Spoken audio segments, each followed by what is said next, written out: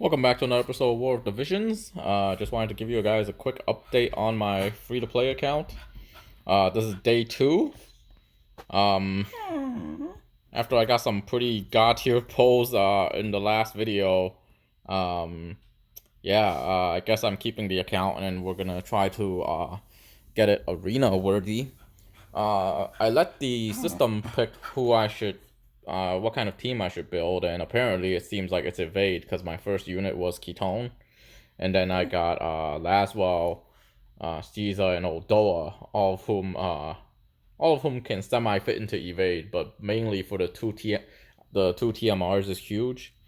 And then I was able to get Venera on one of the polls. There was a free poll this morning from Daily Login for new accounts, and I polled Glaciella.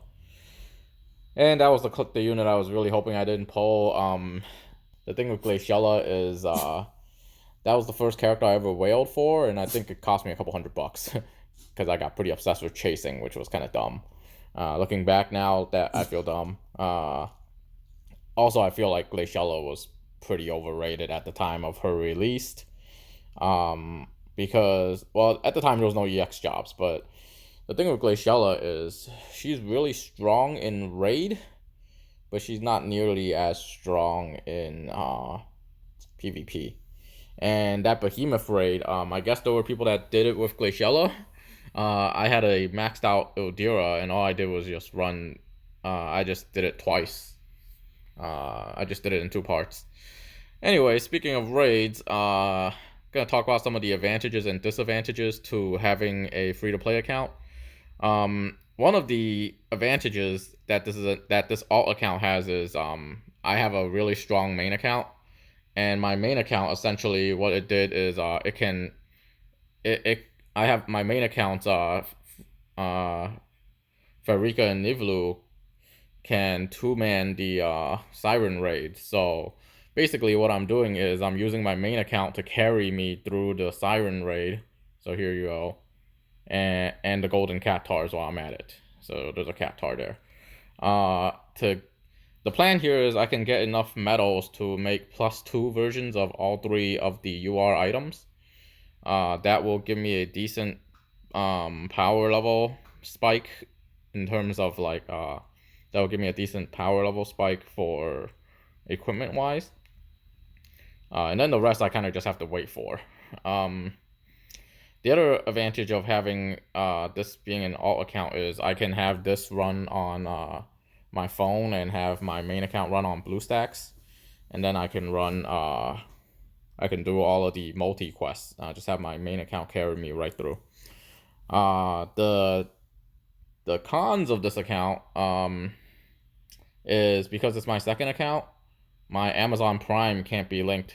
So even though it says there's a GIF, I can't claim this because I already claimed it on my main account. I probably can even try. You must be a Prime member, okay? Authorizing. Sorry, this content's already been claimed. See? So I can't actually claim this. So that's an issue. The other issue is for those of you that follow my offer wall series, I've gotten over somewhere between like 70 to 80k Visior, maybe even 100k Visior from offer wall alone. And because it's my second account, I can't run offer wall. And also because it's my second account, this only kind of applies to War of Divisions. I mean, it applies to some other games as well, but War of Divisions has an Amazon version and a Google version. I opened the account on Amazon version, and I definitely recommend everybody open the account on Amazon version because Amazon coins is a great deal. You don't really save 20%. You realistically save maybe like 10 or 12%, which still adds up in the long run. Because I don't have the the offer walls, that's a huge disadvantage. That's basically like that's like a at least 50k Visior type of disadvantage to this account. And the advantage that I have to make up for it is having my main account carry, which normally you can have a friend carry, so It's not all that so it's not all that crazy that I was able to clear out Siren level 100 that many times. So equipment wise, I have a big advantage. Weapon wise, I don't. I mean, equipment wise, I have a big advantage, but like visual wise, I don't. Even though I got some really great pulls for card and for vision card and for and for units, there is that issue of basically I actually have to level these. Shiva alone, I would expect to take me about close to 2 months because I need to get into a top tier guild, and I'm talking like diamond plus, and no one's gonna take a alt account for that. So I need to get into a really good guild to get guild medals, use guild medals for Shiva. Hopefully I can get into my main guild. And then so Shiva and Odin are each gonna take close to 2 months. Helena, I have no idea how I'm gonna how I'm gonna max without the select vision cards, the select vision card tickets. Fleeting Blossom, I will also be cool with maxing. So any of these four in the middle, I'll be cool maxing. But realistically, it should maxing out characters. I think would probably take me a month or two to max out the URs. I'll probably have a maxed out Shadowlings, and that's probably what I'll run for the longest time. Unfortunately, and that's the disadvantage to starting now. There isn't an event-free character like Etzo, Gafgarian, or like Tyrell or those guys. So that's kind of a challenge. But other than that, we'll see where this goes. There are pros and cons, but really, I feel like not being able to get the offer wall is probably the biggest con. But having be able to get carried through all the weapon quests kind of helps with that. And also, this account benefits my main account in the sense that like the energy on this account can be used towards my multi for my main account for all the farms that I need to do. Well, other than that, I do kind of want to talk about the story. I've been meaning to talk about the story for a while, but I figure I'll give you guys a couple of days to actually play through the story. So you'll find out. But anyways, we're going to switch gears and talk about this story a little bit. Mostly it's just me ranting about issues that I don't like about the story. Okay, I'm gonna give you guys a spoiler warning, and then we're gonna move on. The game. So here's a spoiler alert for anyone that hasn't played the story or hasn't played the latest chapter of the story. Give you a little countdown. 5, 4, 3, 2, 1. All right, if you stayed after the countdown, basically you're gonna get spoiled for the story if you haven't read it or if you haven't seen it. I think the story is all over the place, is my impression when I played the last level. I don't know why in the middle of nowhere they decided to cut over to Fordham of all things to talk about a random love story between Vlad. I keep thinking he's a green mage. I'm not sure if he's a green mage. He looks like a green mage because he's all green. But like some random pursuit of Ramada. Also goes to show you Ramada has a really sexy voice. But anyways, that's neither here or there. But like that's just the way the story is being told. Like it cuts around a lot. It kind of gives me the little Game of Thrones vibe. Like it had a lot of Game of Thrones vibe going in the beginning. But now it's starting to give you the like late term Game of Thrones, where like I'm talking about like the last 2 or 3 seasons where they ran out of materials from the book. That's kind of what I'm getting from the story now. People feel like they're just killing off random characters and then name dropping other characters that have never shown up or never mentioned since now. I guess that's to push out newer characters, but still, like, you don't really need to kill off the older people. Like, a lot of them have some decent development. Like for example, why the hell did you need to kill Ryu of all people? I thought he was pretty cool the whole time. And for the four mercenaries to kind of turn on Moraga seems kind of weird. And then all of a sudden they're kind of turning on Sadoli now too. So I feel like those characters kind of made a complete 180. And then you got guys that just randomly died for no reason, like Caesar, Ryu. Feels like Lynx and Kitome probably got death flagged or something with this new Melnina girl showing up. So I don't know. I feel like at the end of chapter 1 they're probably gonna fight Moraga, and Mont's gonna become king as described in since there's a King Mont in Japan. But still, the story is way too weird. Mostly for the pacing. Like I like the side stories a lot more because it tells one cohesive story, one coherent story, right, all the way through. Unlike the main story where it cuts all over the place, and sometimes to places where it has nothing to do with the story, the current story, like that cut over to Ramada. I'm guessing that's to prepare us for the arrival of Moraga, but still, that's so random and out of nowhere. It's like I'm playing this to see Mont and Stern resolve their beef. To which I don't even know why Stern has a beef with Mont to begin with. It's so random.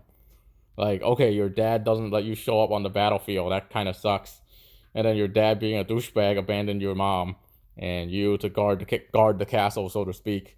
And then you decide to surrender the castle instead of dying. So I don't know what's up with that story. It's kind of, I mean, it's understandable from the characters' perspectives, but like it's really hard to get into.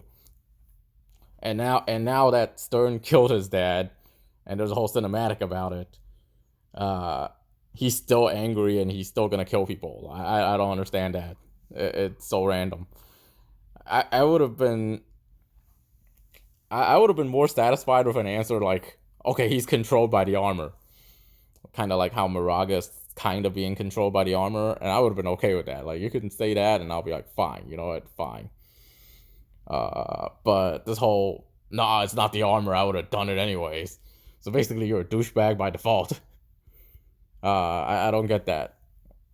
I mean, King Ode is a pretty big douchebag to begin with, as well, for abandoning his family like that. But still, it just makes no sense. It makes no sense why Stern would still be on their side, on Sadoli's side. I feel like after he killed Ode, considering he wasn't giving up the ring to Lestrade, I figured he would kind of be his own man, which he's kind of trying to be his own man, but all of a sudden he has an army backing him. I don't know why. And also that army should have been backing Caesar. Because Caesar killed that one guy behind closed doors, and meanwhile the rest of them saw him kill Lestrade. So I don't know why the hell the Sanctum monks are helping Stern. That's just really random. And then all of a sudden, and then that last thing with Stern just falling down, and he's like, and that really bothers me too at the end when Stern falls down, and he's like, yeah, I fought against 3 skilled opponents. Of course, I'm wounded. You fought against 4 skilled opponents to begin with, like last chapter, and you were perfectly fine. I don't understand what the hell the power scaling is here, right? So basically, you fought Caesar, Mashiri, Camilo, and Sleepy Girl 4 against 1, and you're perfectly fine. Meanwhile, it becomes Mont, Camilo, and Sleepy Girl, and now all of a sudden, I can't beat 3 skill opponents. What the hell is that? If anything, right, that basically means you're telling me that Mont is now stronger than both Mashiri and Caesar combined, which is nuts. Because right at the beginning of the story, it literally says that Mashiri has the skills of Shitso, who's the first sword of Horn, which basically means he's the strongest person in Horn, and Mashiri is equal to that.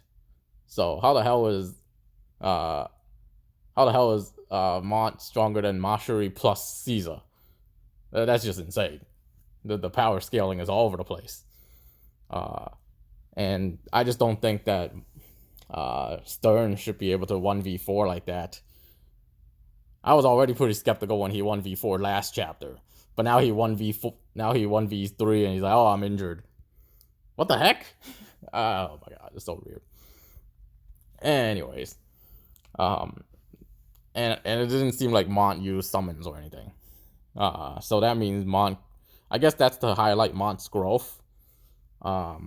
But I don't really like how they changed Caesar. I don't really like how they changed Mashiri into this damsel in distress. Because right off the bat, well, I mean, she's kind of damsel to begin with, but right off the bat, you said that she was about as strong as Shitso. And then she got her ass kicked by Caesar. I figured it was because of Caesar and Vistrat, and she says that in the beginning. But then later, when they're in the bedchambers, she's like, I didn't want your heel on my neck again. So implying that Caesar would have beaten her. But anyways, let's say Caesar and Mashiri are at the same level. They still should not be that far behind Mont, considering no summons used or anything, because what's his face? Shitso is named the first sword of Horn, and he's super famous. And obviously, so is King Old and Stern for their battle prowess. But still, Stern's never even shown up on the battlefield. I don't know how the hell he has battle experience. So I really don't know how the power scaling here works. Anyways, power scaling aside, I feel like since the last story, it looked like Mont outnumbers Stern, but apparently Stern outnumbers him. And basically, they parlay, and we're gonna duel at dawn. I feel like Moraga's probably gonna come crash their duel. And I guess maybe chapter 1 ends with Moraga dying. I don't know, but basically, I can kind of see where Umbra Ray is frustrated with the story. It's just there's a lot of wasted chances. Like I would have preferred that Mont and Stern settle their beef instead of you cutting over to the random Ramada story or the random Shadow Link story. I mean, I feel like it's gonna culminate at the end, but you probably could have done it a little earlier. But also, what's with the beginning? Like, why? Like, okay, Dario is dead, and now Mashiri's like, yeah, I'm not gonna marry Mont because I gotta take control of the Kingdom of Horn. You can't just merge kingdoms with Leonis. What's up with that? I just feel really bad for Mont, especially after that, because it's like, well, he kind of risked his ass, abandoned his fiance. I mean, I can't say he didn't have it coming, but still, like, I'm Team Glaciella since the beginning, but this is just a slap in the face. She's all like, well, like Dario's dead, so I gotta go back to Horn and rule Horn. So technically, you can't be like, oh, Mont marries Mashiri and rules both Horn and Leonis. No, what's up with that? And also, I feel like they're killing off King Rob super randomly too. Like, why did King Rob need to die? I feel like they all died to kind of push Mont onto the throne as not only King of Leonis but also King of Horn as well. But it's super weird. And the worst part is I can't really find story from the JP side either. So that's kind of unfortunate. Like I see people post the memories on YouTube all the time, but I don't see anything past chapter 12. So that's weird. Well, assuming that Mont becomes king at the end of chapter 1, and there's gonna be an interlude, and it's about and then it's gonna be about Glaciella for chapter 2. I guess that's how it would end. That Mont Stern duels it out, and then Moraga comes. I mean, okay, but that just basically tells you that there's a really grand story. But at the rate the story's progressing, I feel like we're gonna have a lot more parts. Might have 3 or 4 acts. But yeah, those are my main gripes with like the recent story. I mean, I have gripes with the earlier stories as well. Like, how the hell did they not know that Helena wasn't actually dead?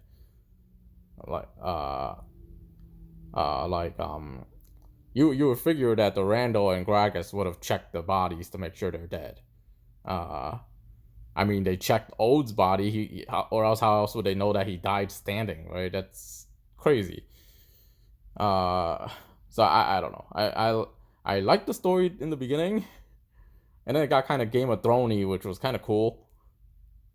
And now they're just randomly killing people. Within like the last 4 chapters, I think like 5 or 6 heroes died. When I say heroes, I'm talking about like UR units, MR units, people that we know have a name died. I think starting from like chapter 10, who died? Like Lestrade died, Ryryu died, Ziza died, King Rob is mortally wounded, so he's dying. Ode died. Who else is there? Dario. Like, really? What's up with all these guys dying like so randomly too? I mean, I guess Dario dying, fine. He's dying to set up the throne for Mashiri, but and I guess that's the same for King Rob, and King Old. Fine, those guys are clearing the way for the next generation. But like, Ryryu and Caesar totally did not need to die. Like, Caesar could have just been like a silent bodyguard for Mashiri for the rest of the game. I would have been cool with that. Ryryu's death is so uncalled for, because at the beginning he was kind of working with Moraga, and like all of a sudden they reveal, oh, actually the 4 of them are working for Stadoli instead and not Moraga, which was weird. And then they're like, okay, let's just pick a fight with Moraga, and then freaking Moraga one-shots him. And now like Zazan and Gragas and all of them are spooked because Ryryu got one-shotted. I'm guessing he's gonna come back as a zombie, and that's where zombie Ryryu comes from. But anyways, that's a lot of wasted potential there, because I really like the whole cat and mouse game going on between Ryryu and Shadow Lynx, and I was kind of hoping they finish it Golga Saiga style. But nope, he just randomly gets one-shotted, and then he's confirmed dead. What the hell? Oh man, that's a lot of wasted potential with that character. All of a sudden, Gilgamesh, who was untouchable, is mortally wounded. Well, I don't think he's mortally wounded. He's pretty heavily wounded. And now he's gonna have an issue fighting Whisper, Grace, and Murmur. Okay. And along with the help of Seymour. And meanwhile, he's a god. Like, he's literally a god. So basically, it's just like they're killing off people for no reason.